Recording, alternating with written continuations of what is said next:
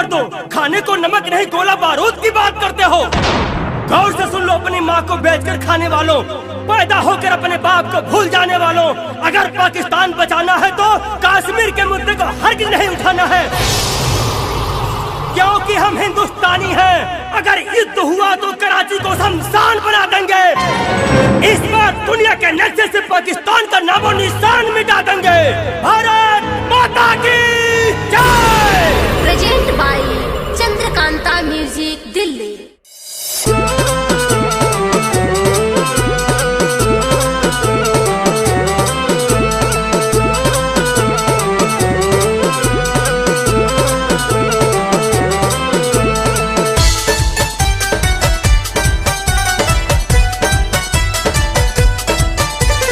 चिट्ठिया में भेजिले अभी, हम तो चिट्ठिया में भेजिले अभी, बचई है कश्मीर पिया। हम तो चिट्ठिया में भेजिले अभी, बचई है कश्मीर पिया। अइहा दुश्मन के सीनावा के चीर, अइहा दुश्मन के सीनावा के चीर, बचई है कश्मीर पिया। हम तो चिट्ठिया में भेजिले अबीर, बचई है कश्मीर पिया।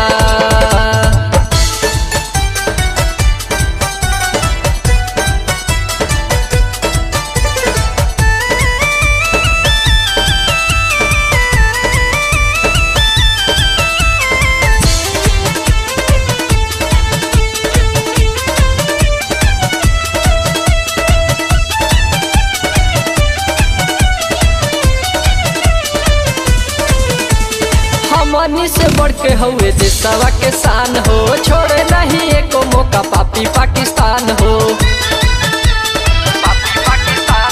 हमनी से बढ़ के हुए देशवा के शान हो, छोड़े नहीं एको मौका पापी पाकिस्तान हो। झरझर गिरा काटे अखियन से नीर, झरझर गिरा काटे अखियन से नीर, बचई है कश्मीर पिया। हम तो चिट्ठिया में भेजिले अभी, बचई है कश्मीर पिया।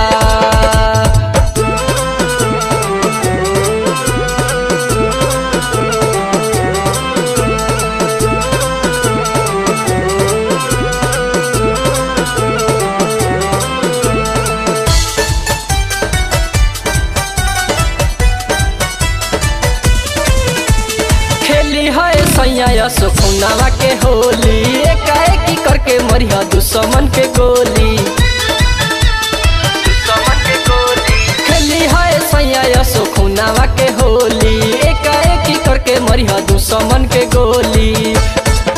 जन्नी जइहा सैया बिचही में गिर, जन्नी जइहा सैया बिचही में गिर, बचई है कश्मीर पिया।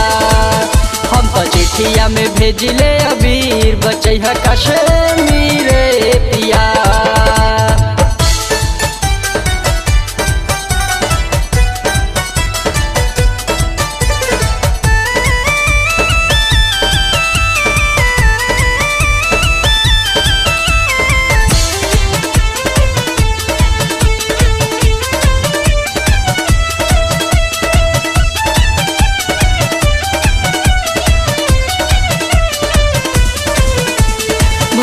न सुन चंदन बॉर्डर से रूस के, जैसे मरले रहला वैसे मरी ह तू घूस के।